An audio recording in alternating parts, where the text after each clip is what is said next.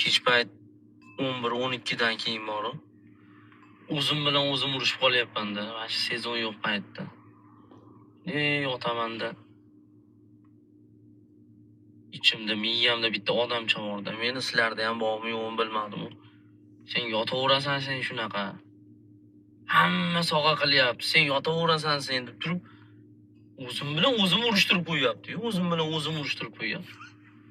Bu odamchani yo bir qatl qilish kerak.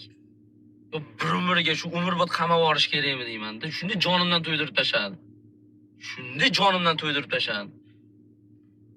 Iloji yo'q narsalarni qil, sen zo'r qilasan deyapti-da. Iloji yo'q narsalar qilasan deyapti-da.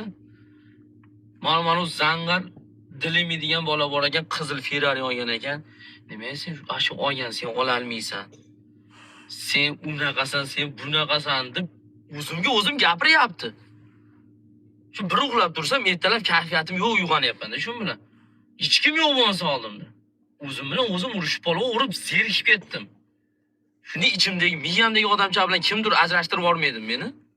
Kimdir ajrashtirib yuborsa, domlaga borish kerakmi yo sudga berish kerakmi? Ajrashtirib beringlar meni. Bezillatib yubordi bu odamcha. Key yashagani qo'yib berim, o'z holimga qo'yib bermayapti. O'zimni hayotimda o'zim bemalol yashalmayapman. Onaynim gur. Kech payt 11-12